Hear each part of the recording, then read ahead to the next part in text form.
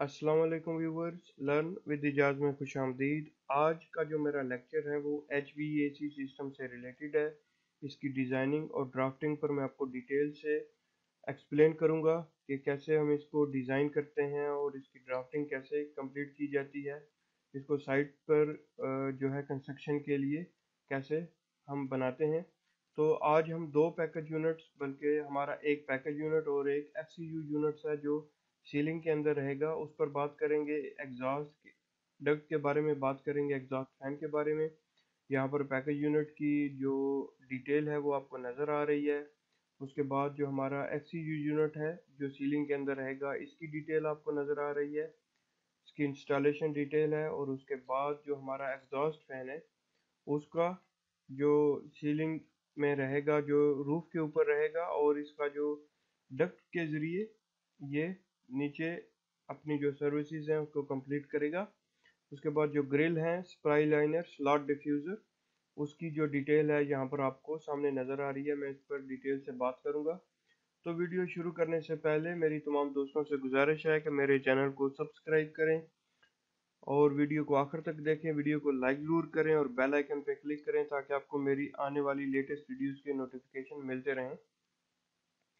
तो शुरू करते हैं आज की वीडियो। सबसे पहले हम आते हैं एग्जॉस्ट एयर डक्ट के ऊपर।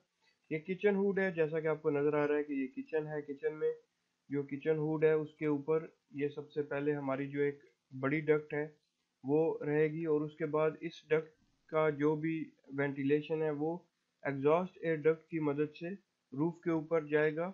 ये हमारा फैन है रूफ माउंटेड। ये एग्जॉस्ट डक्ट है, ओपनिंग है, ये इसके साथ आके कनेक्ट होगा। और यहाँ पर फैन मोटर हाउसिंग आपको लिखा हुआ नज़र आ रहा है। तो ये यहाँ से जो है उसका जो धुआं है, जो भी उसका वेंटिलेशन है, उसको बाहर एग्जॉस्ट करेगी। तो एग्जॉस्ट एयर डक्ट की जो राइजर है उसका जो सिंबल है वो इस तरह से रहेगा, एक क्रॉस कंप्लीट और एक हाफ क्रॉस रहेगा। और ये एग्जॉस्ट एयर डक्ट जो है इस तरह से हम ड्रा करेंगे।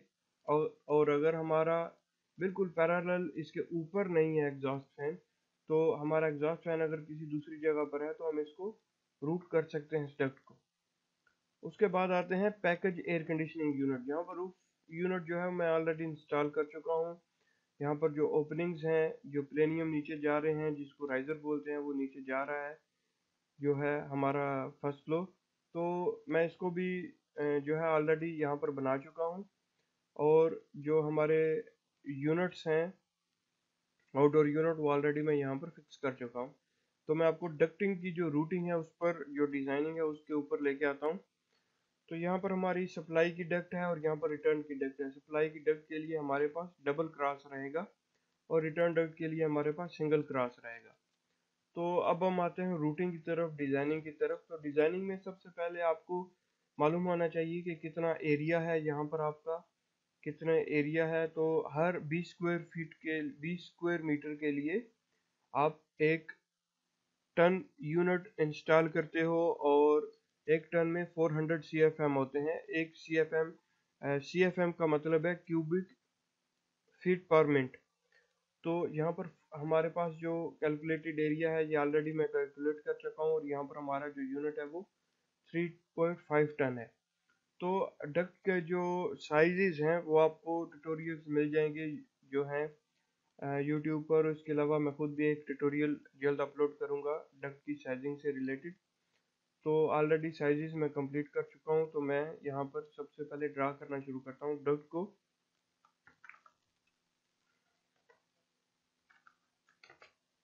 तो ये रही हमारी डक्ट, जो है हम इसको इस तरह से ड्रा करेंगे, supply air duct.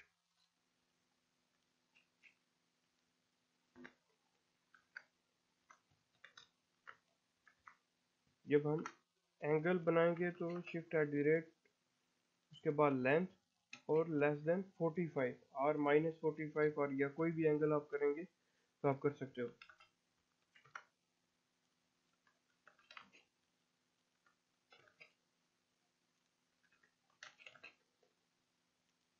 Forty five fitting के लिए यहाँ पर ये 45 फिटिंग इसको बोलते हैं, 45 एल्बो बोलते हैं। तो इसको बनाने का जो स्टैंडर्ड है वो ये है कि आप इसको फिले की command F enter R enter, तो 3 इंच ही रहने देते हैं रेडियस।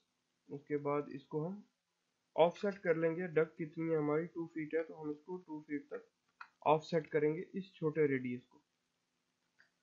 ट्रिम कर लेंगे एक्सटर्नल लाइंस को। उसके बाद हम यहाँ पर लाइन प्लेस कर देंगे, यहाँ पर एक दूसरी लाइन। तो ये हमारी 45 की एल्बो है, 45 जो हमारी फिटिंग है उसकी एल्बो है।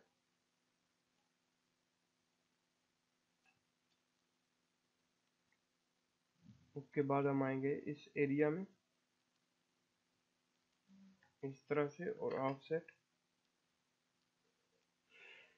यहाँ पर, बल्कि हमें इस जगह एरिया में भी रूट करना है, तो हम एक डक जो है इस एरिया में रूट करके लेके जाएंगे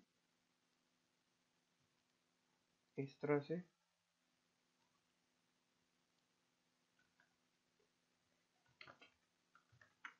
1 फीट 6 इंच मैं साइजेस ऑलरेडी कैलकुलेट कर चुका हूँ।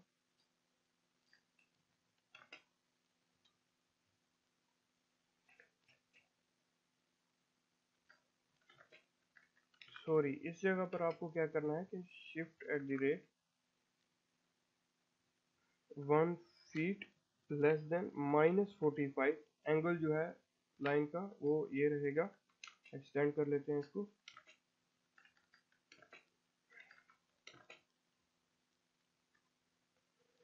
तो इस तरह की फिटिंग जो है, एक ब्रांच जो है इस तरह से कनेक्ट होगी। इसका 45, अगर हवा का जो फ्लो है वो इस तरह से है, तो इसका एंगल इस डायरेक्शन में रहेगा, उसकी जो फ्लो है उसकी साइड पे रहेगा, तो हवा जो है इस तरह से इजी से इसके अंदर दाखिल हो जाएगी। और यहाँ पर 90 डिग्री की जो एल्बो है, यहाँ पर एक छोटा रेडियस, और उसके बाद ऑफसेट करेंगे 1 फीट 6 इंच, इसको ऑफसेट कर लेंगे। ट्रिम कर लेंगे एक्सटर्नल लाइंस को। तो एज पर स्मैकना स्टैंडर्ड ये हमारी जो एल्बो है ये क्रिएट हो जाएगी। उसके बाद हम यहाँ पर आएंगे, तो एक रिड्यूसर इस जगह पर है,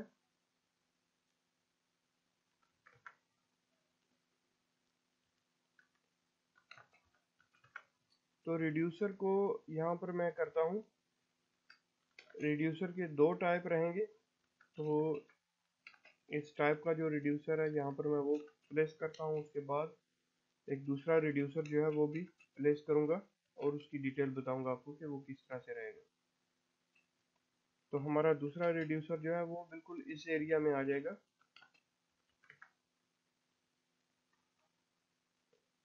तो यहाँ पर हमने एक साइड से डक्ट को रिड्यूस किया है, तो इस एरिया में हम दोनों साइड से डक्ट को रिड्यूस कर लेंगे।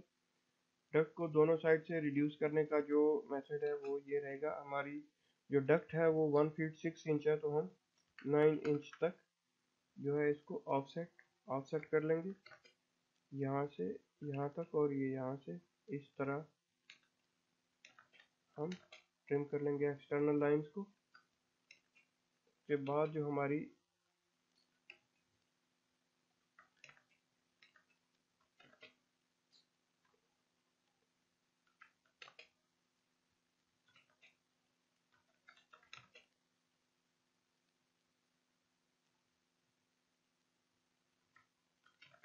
यहाँ पर जो हमारी फिटिंग है 45 वो भी चेंज हो जाएगी।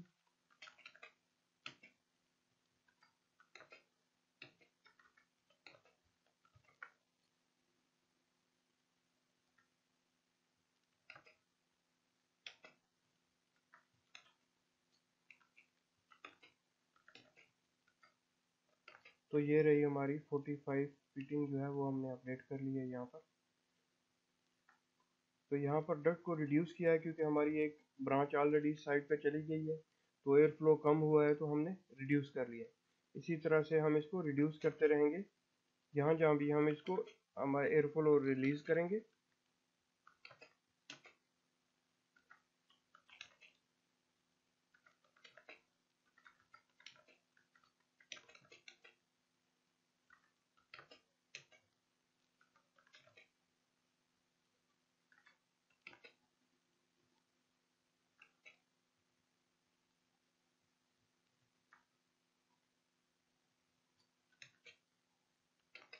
बिल्कुल यहाँ से एल्बो शुरू हो रही है आप उस जगह से इसकी लाइन जो है प्लेस करेंगे तो एक्यूरेट आप बना सकते हैं।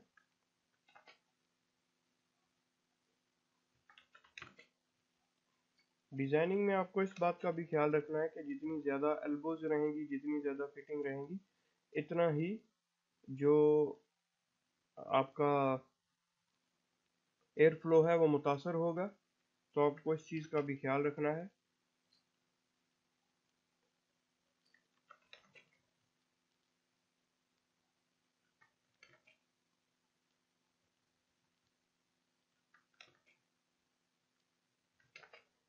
तो यहाँ पर आके हमारी डक्ट जो है वो और कम हो जाएगी, क्योंकि इस जगह पर हमारी जो है एयर फ्लो रहेगा, ग्रिल्स रहेंगी। तो यहाँ पर आके हमारा एयर फ्लो कम हो जाएगा। तो यहाँ पर हम डक्ट का साइज रिड्यूस कर देंगे। तो यहाँ पर भी मैं सेम रिड्यूसर यूज़ करूँगा। 1 फीट तक चली जाएगी हमारी डक्ट विड्थ, और हाइट जो है वो सेम रहेगी।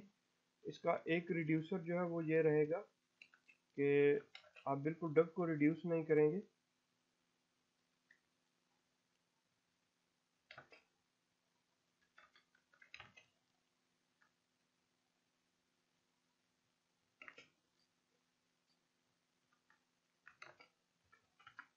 One feet.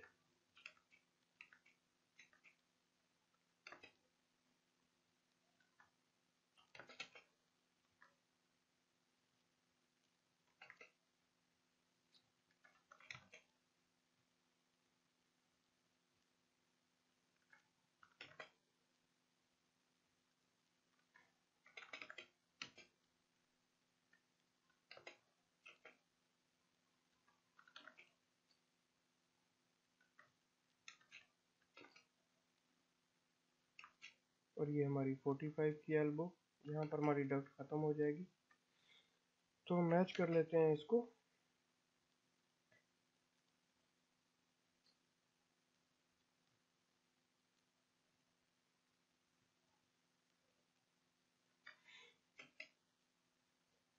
इसके बाद आते हैं एयर आउटलेट्स की तरफ। तो एयर आउटलेट्स जो हैं, जहाँ पर ग्रिल्स हैं,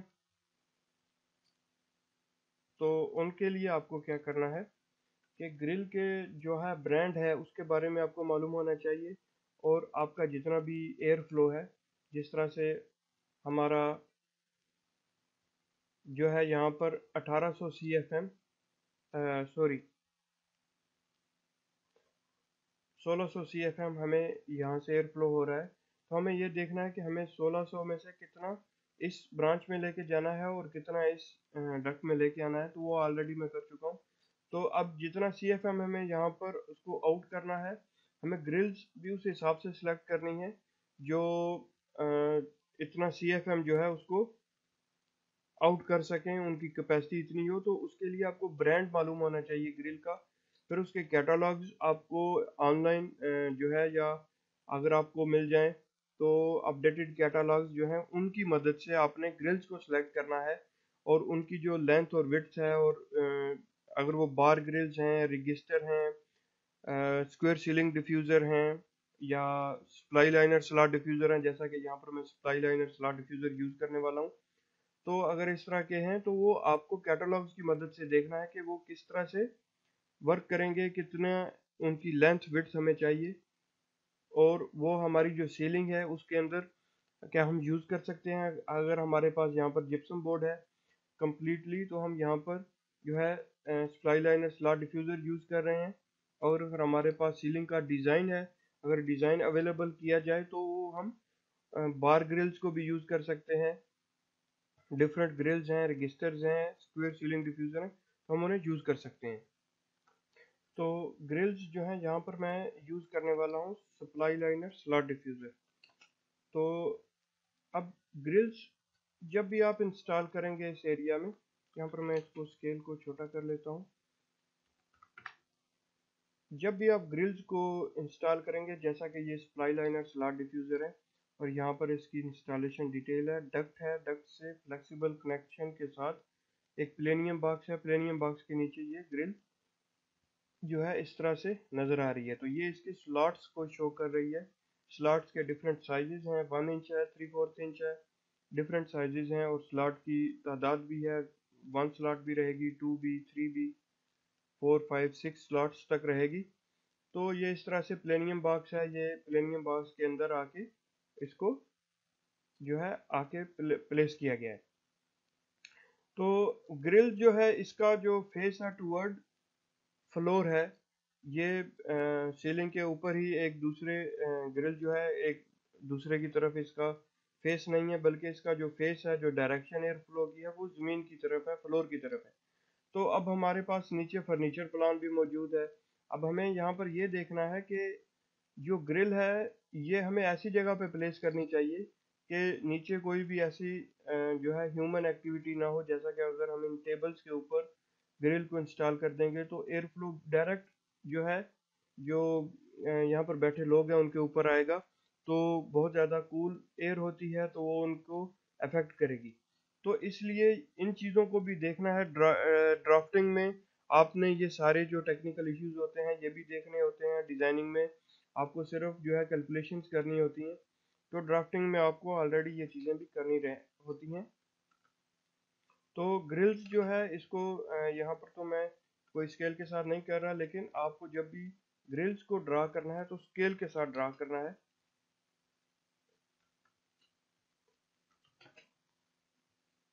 यहाँ पर ये 2 स्लॉट ग्रिल है, और यहाँ पर अब इस एरिया में मैं यहाँ पर ऐड करूँगा। तो इनका क्या रहेगा कि ये टेबल के ऊपर, ये यहाँ पर किसी भी जो ह्यूमन है उसके ऊपर नहीं रहेगी, अदरवाइज जो नीचे बंदा बैठा है वो फ्रीज हो जाएगा इसकी जो ठंडी हवा है उसकी वजह से।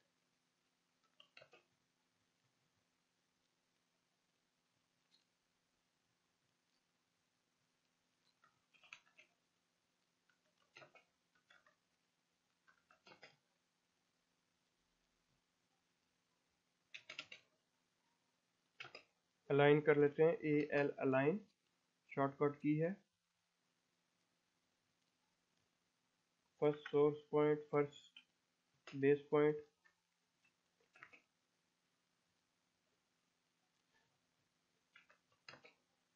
तो ग्रिल्स को हमने प्लेस कर लिया है। इसके बाद हमें क्या करना है, ये तो रही सप्लाई की ग्रिल।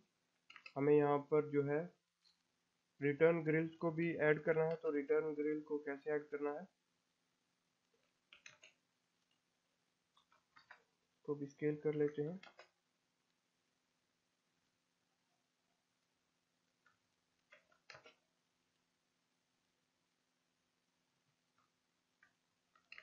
प्लेस कर देते हैं इन ग्रिल्स के साथ। तो ग्रिल सारी ऐड कर ली है हमने। अब इसके बाद यहाँ पर जो है डक्ट साइजेस ऐड करने हैं हमें। डक्ट साइजेस ऐड करने के बाद हमें यहाँ पर क्या करना है,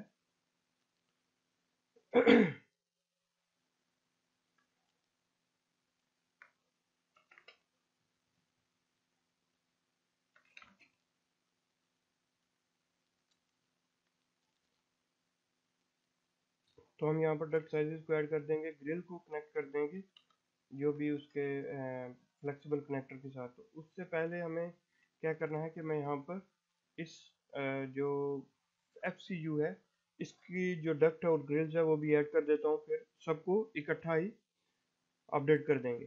तो FCU जो है ये सीलिंग के अंदर रहेगा इस तरह से, स्लैब के नीचे रहेगा, और ये डक्टेड स्प्लिट बोलते हैं इसको। और इसका जो आउटडोर यूनिट है वो इस तरह से रहेगा, सिंगल यूनिट भी रहेगा, डबल भी रहेगा, ये आपको कैटालॉग में पता चलेगा। अब जब भी इसका जो इंडोर यूनिट है और आउटडोर यूनिट है इसको भी कैटालॉग्स की मदद से ड्रा करेंगे एग्जैक्ट इसकी जो डायमेंशन है उसके मुताबिक, क्योंकि अगर आपका यहाँ पर यूनिट जो है वो बड़ा है और आप इसको स्केल के मुताबिक नहीं करते तो इंस्टॉलेशन के दौरान प्रॉब्लम आ सकती है। तो कैटालॉग्स की मदद से आप इसको देख सकते हैं। आप कैरियर ब्रांड यूज़ कर रहे हो, उसके अलावा मिट्सुबिशी है, सैमसंग है, आप जो भी ब्रांड यूज़ कर रहे हो, काफ़ी सारी ब्रांड्स हैं, हायर है और मीडिया है, बहुत सारी ब्रांड्स हैं। तो आप जो भी ब्रांड यूज़ कर रहे हो उसके मुताबिक आपको इसकी जो डायमेंशंस है वो ड्रा करनी है। और यहाँ पर आपको फ्लेक्सिबल कनेक्टर नज़र आ रहा है, इसको फ्लेक्सिबल कनेक्टर बोलते हैं। ये यूनिट के साथ रहेगा क्योंकि मशीन जब वर्क करना शुरू करेगी, स्टार्ट होगी, तो उसमें जो वाइब्रेशन है उसको डक्ट में मुंतकिल होने से रोकने के लिए फ्लेक्सिबल कनेक्टर यूज़ किया जाता है। तो हम यहाँ पर आते हैं।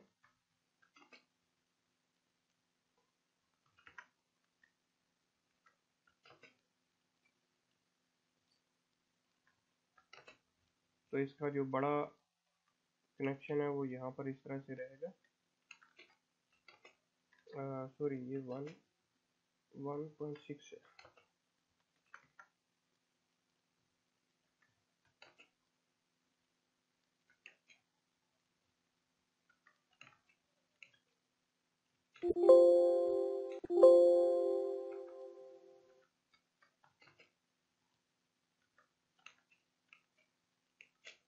तो यहाँ पर भी जो है डक्ट की रूटिंग जो है हम ड्रा कर लेंगे।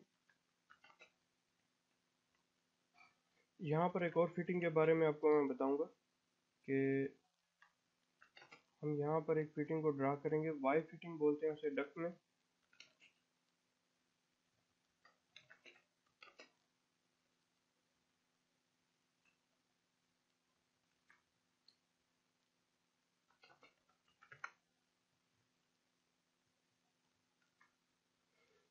तो वाई फिटिंग जो है उसको हम सेम फिले की कमांड से 3 इंच तक, उसके बाद ऑफसेट 1 फीट,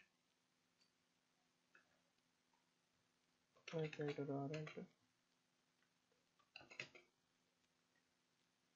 तो इस तरह की फिटिंग आपके सामने क्रिएट होगी, वाई फिटिंग बोलते हैं इसको। इसकी डिफरेंट और भी फिटिंग्स हैं, जैसा कि यहाँ पर एक एंगल इस तरह से, एंगल बना के इस तरह से, इस तरह से, और ये इस तरह की भी एक फिटिंग रहेगी, और वो यहाँ पर स्ट्रेट रहेगी। लेकिन जो हमारा एयर फ्लो है उसको अच्छे अंदाज में जो डिस्ट्रीब्यूट करना है, तो उसके लिए वाई फिटिंग सबसे बेस्ट फिटिंग है। तो आप इस फिटिंग को भी यूज़ करेंगे जहाँ पर आप डक्ट को 2 हिस्सों में तकसीम करते हैं।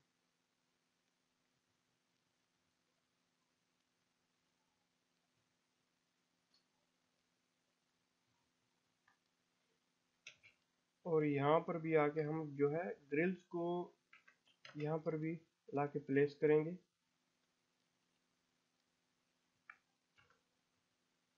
ग्रिल्स को जब भी आप प्लेस करेंगे आपको ये देखना है कि मैक्सिमम वो विंडो की साइड पे रहेंगी। जैसा कि यहाँ पर ग्रिल्स हैं तो ये विंडो की साइड पे, अगर यहाँ पर टेबल्स या ह्यूमन एक्टिविटी ना होती तो ये ग्रिल्स इनके विंडो के साथ रहेंगी, ताकि जो एक्सटर्नल इफेक्ट्स हैं हीट के, जो सन के इफेक्ट्स हैं, वो अंदर ना आ पाए, जो एक्सटर्नल हीट है उससे बचा जा सके।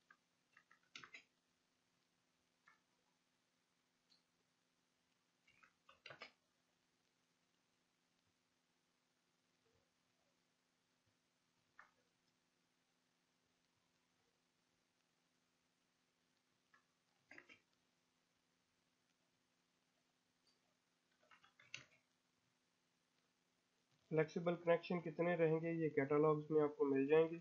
आपको उसके मदद से जो है इसको कंप्लीट करना है कैटलॉग्स में कि कितना आ, आ, जो एक रहेगा फ्लेक्सिबल डक्ट 100 mm की है तो उसमें से कितने CFM हम पास कर सकते हैं, ये इस मैकना की बुक में मौजूद रहेगा।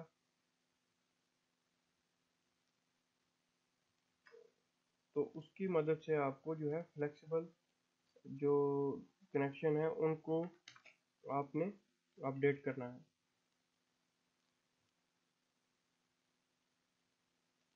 यहाँ पर लाइन टाइप स्केल को हम जो है जिग जैग है आपके सामने लाइन टाइप, और जो 4 कर देते हैं, यहाँ पर मैच कर लेते हैं।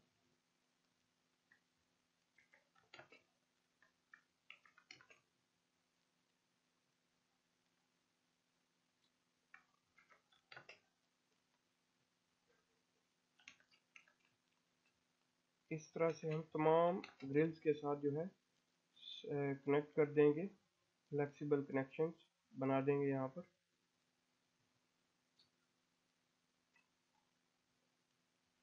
इस तरह से। और उसके अलावा यहाँ पर भी हम सेम जो रहेगा हमारा रिटर्न ग्रिल वो भी ऐड कर देंगे।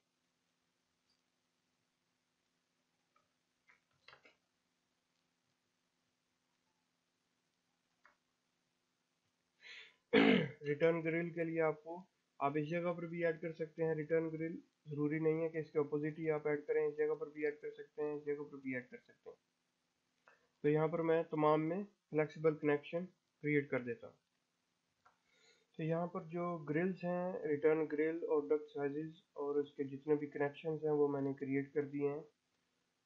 और उसके बाद हमें क्या करना है कि हमें अब ग्रिल्स की जो डिटेल है वो लिखनी है, इस जगह पर ऐड करनी है। तो वो किस तरह से ऐड करनी है, तो उसके लिए आपको क्या करना है कि आपको ऐसा रूम के अंदर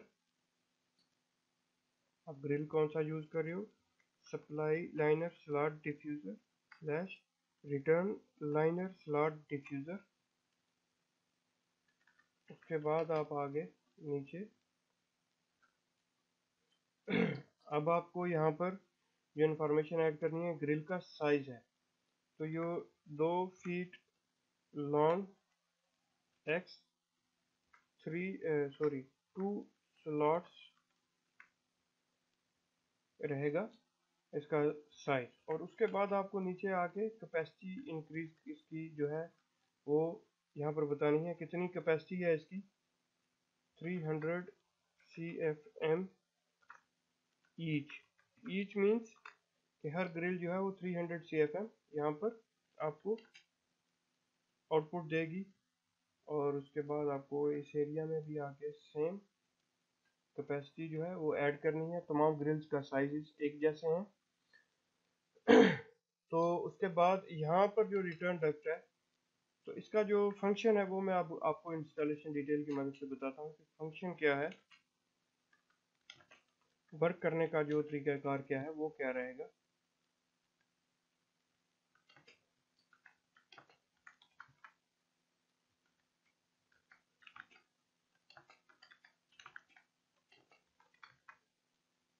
यहाँ पर एक वायर मैश स्क्रीन बनेगी।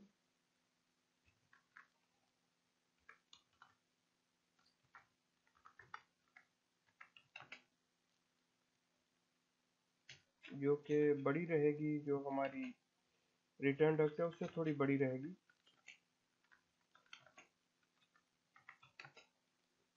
तो इस वायर मैश स्क्रीन का क्या फ़ायदा है कि जितने भी आपकी जब हवा इसमें जाएगी रिटर्न डक्ट के अंदर सक्शन होगी हवा की, तो जितना भी कचरा है सीलिंग के ऊपर, जो भी कुछ छोटे मोटे पार्ट्स रहेंगे या कुछ भी कंकर हैं कुछ भी है, तो इसके अंदर जाके ये यूनिट जो है इसको ख़राब होने से बचाने के लिए है। तो ये रहेगा क्या कि यहाँ पर यूनिट है, यूनिट के साथ भी आपको यहाँ पर फ्लेक्सिबल कनेक्टर नज़र आ रहा है।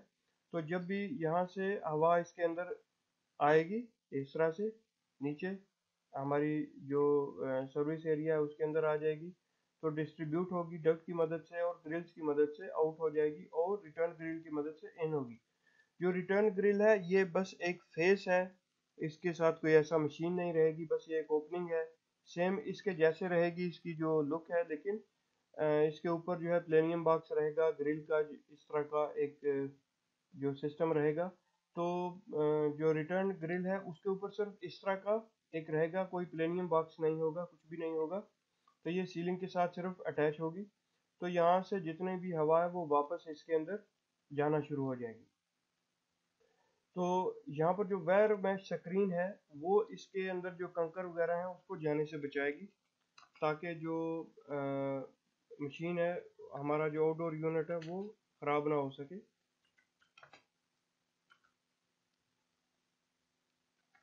तो यहाँ पर रिटर्न का सिग्नल जो है वो भी हम ऐड कर देते हैं कि रिटर्न डक्ट का जो सिग्नल है वो यहाँ पर आना शुरू हो जाए कि ये रिटर्न डक्ट है। तो ड्राफ्टिंग में हमें ये इस तरह की डिटेल भी ऐड करनी है हर सूरत कि ये जैसा कि राइज़र है तो हमें यहाँ पर ये डिटेल ऐड करनी है कि ये राइजर किस चीज़ का है। कंप्लीटली जो शॉप ड्राइंग है उसका जो तरीक़ाकार है वो सेम रहेगा। यहाँ पर 1 फीट 6 इंच है, तो ये सप्लाई ए डक्ट और return air duct.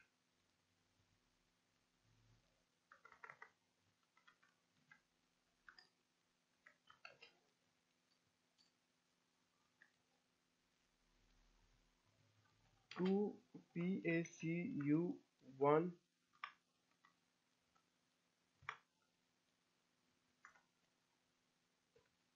Eight roof.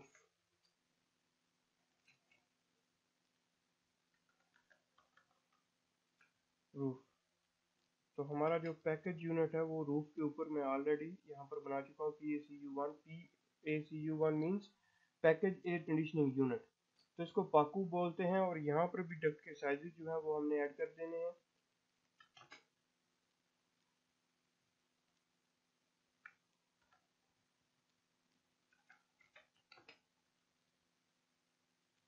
तो हमारा जो डक्ट का साइज है वो रहेगा 2 feet at 1 feet 6 inch.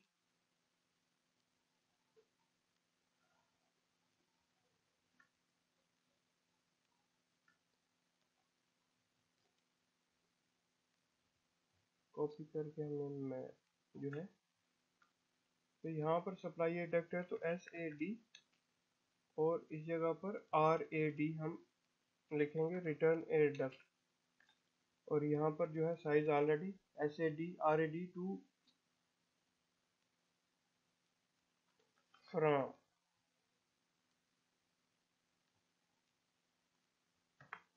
Ground floor. और जो FCU यूनिट है, फैन कोयल यूनिट है, उसका यहाँ पर आपको ये रेफ्रिजरेंट पाइप नज़र आ रहा है। ये रेफ्रिजरेंट पाइप बिल्कुल इसके साथ ही ऊपर आ जाएगा, और यहाँ पर आके पैकेज एयर कंडीशनिंग यूनिट जो है, एयर कंडेंसिंग यूनिट जो है उसके साथ आके कनेक्ट हो जाएगा। Refrigerant pipe from FCU refrigerant pipe to ACU1। तो ये रहेगा हमारा FCU की जो डिटेल है, FCU का जो वर्क करने का तरीका है। इसके बैक साइड से जो है रिटर्न एयर रहेगी, लेकिन इसके लिए डक्ट बनाने की ज़रूरत नहीं है। अगर आप बना भी दें तो कोई इशू नहीं है।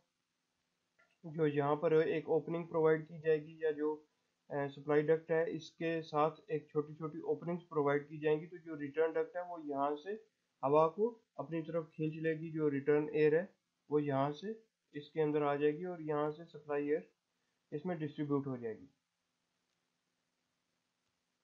और एग्जॉस्ट एयर डक्ट ऑलरेडी यहाँ पर मैं एक्सप्लेन कर चुका हूँ इससे पहले। और इसकी जो डिटेल ड्राइंग है, जो सेक्शन ड्राइंग है, उसको मैं ऑलरेडी इससे पहले जो मेरे ट्यूटोरियल्स हैं उसमें मैं बना चुका हूँ। तो डिस्क्रिप्शन में उसकी लिंक भी मैं दे दूँगा, ताकि आप उन ट्यूटोरियल्स को देख के और भी बेहतर अंदाज में समझ सकें। तो यहाँ पर जब यूनिट को प्लेस करना है स्पेशली, तो आपको यूनिट को प्लेस करते हुए यहाँ पर कम से कम हाफ मीटर का जो डिस्टेंस रखना है, कम से कम 3 फीट तक का डिस्टेंस भी रहेगा। तो उसकी वजह यह है कि जब भी आपको यूनिट की मेंटेनेंस चाहिए तो आप इसके अराउंड जो है वर्क कर सकें। अगर ये बिल्कुल वॉल के साथ जुड़ा रहेगा तो आप इस पे वर्क नहीं कर सकेंगे। आपको इन फ्यूचर जो इसकी जो मेंटेनेंस है उसमें प्रॉब्लम होगी। तो ड्राफ्टिंग में आपको स्पेशली ये जो टेक्निकल पॉइंट है कि आपको इसको वॉल से थोड़ा हटा के रखना है, ताकि आप इसके इर्द गिर्द घूम सकें और इसकी मेंटेनेंस में आपको कोई भी प्रॉब्लम ना रहे। और जैसा कि यहाँ पर हमारे पास एक आउटडोर यूनिट है, तो हमें इसके साथ आगे अगर हमारे पास दूसरा आउटडोर यूनिट है तो वो भी कम से कम 1.5 मीटर से ज़्यादा के फासले पर रहना चाहिए, ताकि इसकी जो हवा है, आउटपुट है, जो गर्म हवा है, वो दूसरे यूनिट को मुतासर ना कर सके, उसकी परफॉर्मेंस को मुतासर ना कर सके। अगर हमारे पास जो यूनिट रहेगा, यहाँ पर हमारे पास सिंगल फ्लोर है, तो हम यहाँ पर सिंगल फ्लोर ही में यहाँ से भी हमने पाइप को, रेफ्रिजरेंट पाइप को पास कर लिया। लेकिन हमारे पास मल्टी स्टोरी बिल्डिंग रहेगी तो हमें वॉल के अंदर जाके इसको पास करना पड़ेगा। तो इसके साथ जो है ड्रेनेज का पॉइंट भी रहेगा। यहाँ पर आपको ड्रेनेज का पॉइंट नज़र आ रहा है। तो ये जो है यहाँ से ड्रेन पॉइंट को हम निकाल के कोई भी नज़दीकी फ्लो ड्रेन है या ड्रेन का पाइप है उसमें ले जाके प्लेस करेंगे, और सेम हमारे पास ड्रेनेज का पॉइंट यहाँ पर भी रहेगा जो पैकेज यूनिट है इसके साथ। तो इसी तरह उसका भी पॉइंट हम यहाँ से निकाल के जो नज़दीकी फ्लो ड्रेन है या रूफ ड्रेन है या आपका जो भी कोड्स हैं उसके मुताबिक आप उसको प्लेस करेंगे। तो ग्रिल्स की जो डिटेल है ये ऑलरेडी मैं यहाँ पर एक्सप्लेन कर चुका हूँ। उसके बाद जो बहुत स्पेशल चीज़ इसके बाद लास्ट में बाकी है, मैं बताना चाहूँगा कि आपको डक्ट जो है इसके ऊपर इंसुलेशन करनी है। थर्मल इंसुलेशन बोलते हैं उसको। 1 इंच उसकी विड्थ रहेगी चारों साइड पर, क्योंकि ये जो डक्ट है इसके अंदर बहुत ठंडी हवा रहेगी और जो आउटसाइड डक्ट के टेम्परेचर है वो डिफरेंट रहेगा। तो वो उसके बाद जो डक्ट है उसको उसके मटेरियल को मुतासर करेगी, क्योंकि बाहर का गर्म टेम्परेचर और अंदर का कूल टेम्परेचर जो रहेगा वो डक्ट के जो एक्सटर्नल पार्ट है, मटेरियल है, उसके ऊपर एक मॉइस्चर क्रिएट करेगा, और उसकी वजह से जो डक्ट है उसमें छोटे छोटे सुराख होना शुरू हो जाएंगे। तो वो कम्प्लीटली डैमेज हो जाएगी। और जितने भी हमारे नेक हैं यहाँ पर, जितने भी नेक हैं, हम इस जगह पर वॉल्यूम डैम्पर इंस्टॉल करेंगे इसके एयर फ्लो को कंट्रोल करने के लिए। तो VD टाइप करेंगे उसके साथ वॉल्यूम डैम्पर, उसको आप बोलेंगे। तो दोस्तों ये थी आज की वीडियो, मेरा HVAC से रिलेटेड ये आज का टॉपिक। उम्मीद करता हूँ आपको पसंद आया होगा, और अगर आपको पसंद आया तो लाजमी वीडियो को लाइक करें। वीडियो को आखिर तक देखने का बहुत शुक्रिया। इंशाल्लाह नेक्स्ट वीडियो में आपको और MEP से रिलेटेड जो लेक्चर है वो आपको प्रोवाइड करूँगा। इसके साथ आखिर में दोबारा रिक्वेस्ट करूँगा कि चैनल को सब्सक्राइब करें और बेल आइकन पर क्लिक करें ताकि आपको मेरी लेटेस्ट वीडियोस के नोटिफिकेशन मिलते रहें।